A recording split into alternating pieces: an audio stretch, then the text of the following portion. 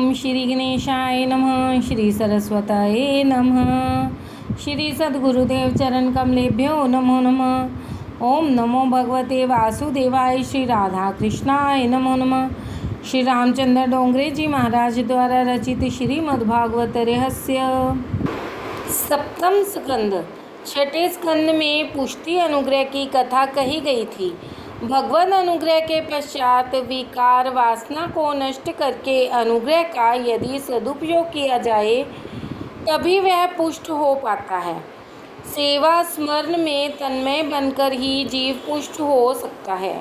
ठाकुर जी कई जीवों पर अनुग्रह करते हैं, किंतु उस अनुग्रह के सदुपयोग करने की रीति जीव जानता ही नहीं है। परिणामतः जीव पुष्ट तो बन नहीं पाता, अपितु दुष्ट बन जाता है। अब हम हिरण्याकशिपु और प्रहलाद की कथा सुने। हिरण्याकशिपु दैत्य बना और प्रहलाद देव। हिरण्याकशिपु ने सारी संपत्ति का उपयोग भोग विलास करने के लिए किया, अतः वह दैत्य बना।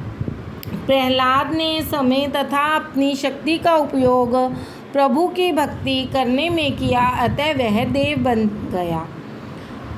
पहला अध्याय वासना के 3 प्रकार एवं भगवान की समता और जगत की विषमता का समाधान। 7वें स्कंद में वासना के 3 प्रकार बताए गए हैं। असद वासना, सद्भावना, मिश्र वासना। इस 7वें स्कंद के प्रारंभ में परीक्षित जी ने एक महत्वपूर्ण प्रश्न पूछा। आप कहते हैं कि ईश्वर सर्वत्र है और वह सद्भाव से व्यवहार करता है। यदि ऐसी बात है तो जगत में यह विषमता क्यों दृष्टिगोचर हो रही है? चूहे में भी ईश्वर है, बिल्ली में भी। तो फिर बिल्ली चूहे को क्यों मारकर खा जाती है? भगवान यदि सम हैं तो जगत में वे विषमता क्यों उत्पन्न करते हैं?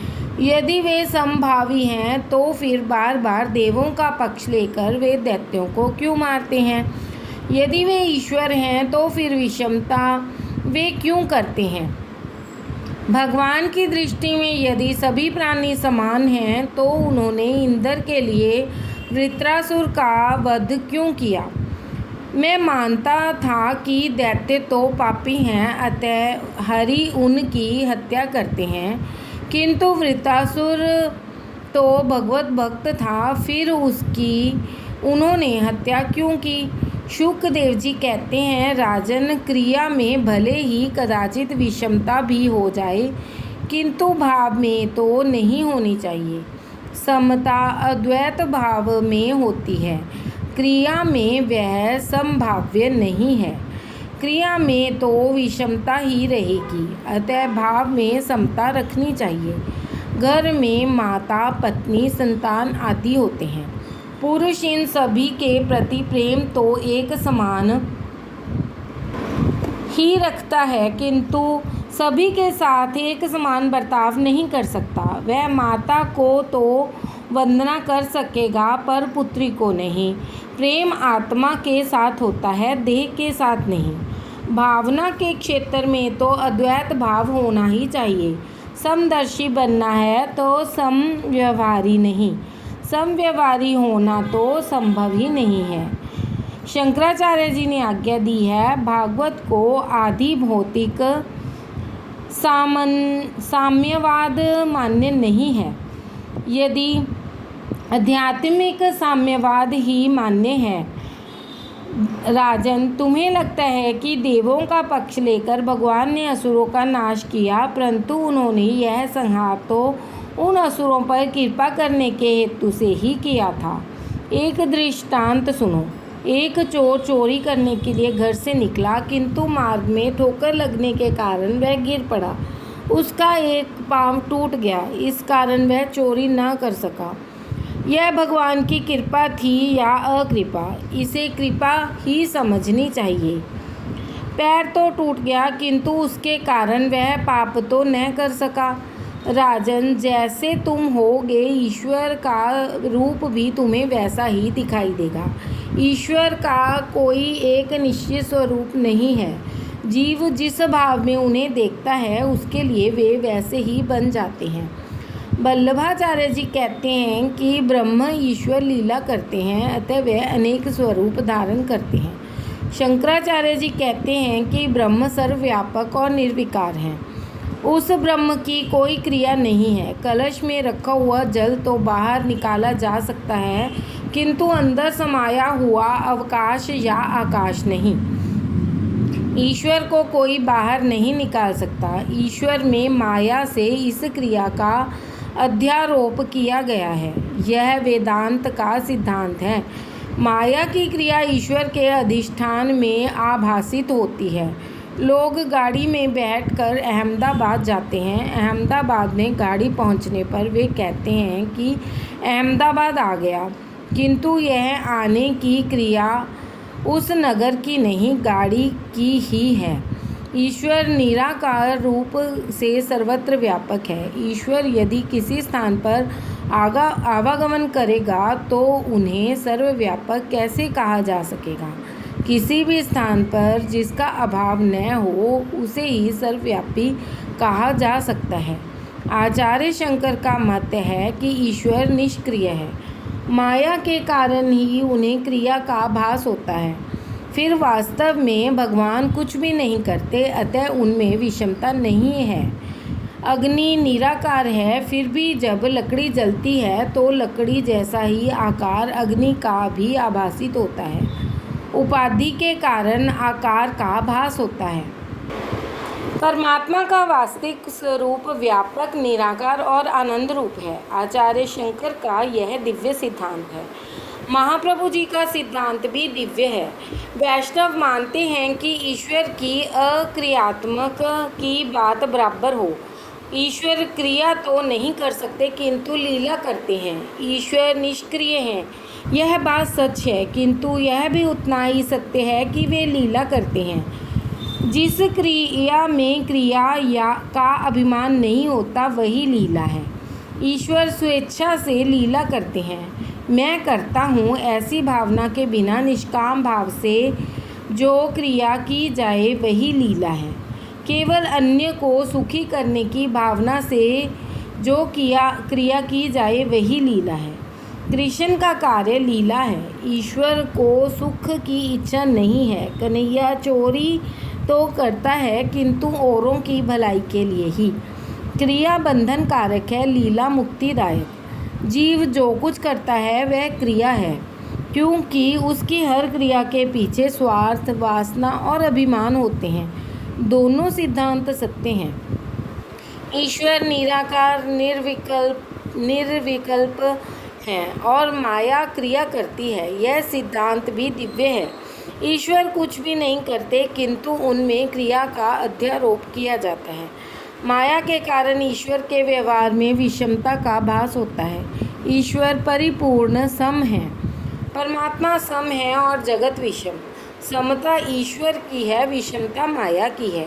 यूँ तो ईश्वर सम है, किंतु माया के कारण उनमें विषमता दिखाई देती है। ईश्वर के अधिष्ठान में माया क्रिया करती है, अतः माया जो भी क्रिया करती है उसका अध्यारोप ईश्वर पर भी किया जाता है। दीपक स्वयं तो कुछ नहीं करता, किंतु उसकी अनुपस्थिति में भी तो कुछ नहीं किया जा सकता। भगवान दैत्य को मारते नहीं, तारते हैं।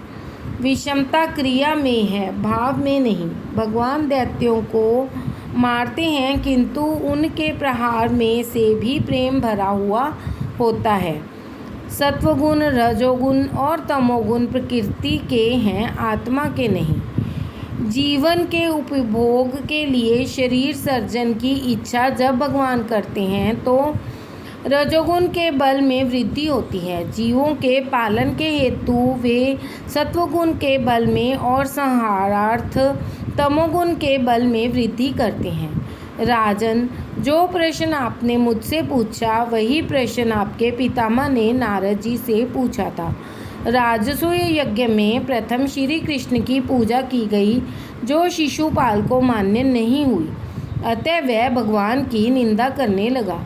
वैसे तो भगवान लंबे अरसे तक निंदा सहते रहे, किंतु अंत में उन्होंने सुदर्शन चक्र से शिशुपाल का मस्तक उड़ा दिया।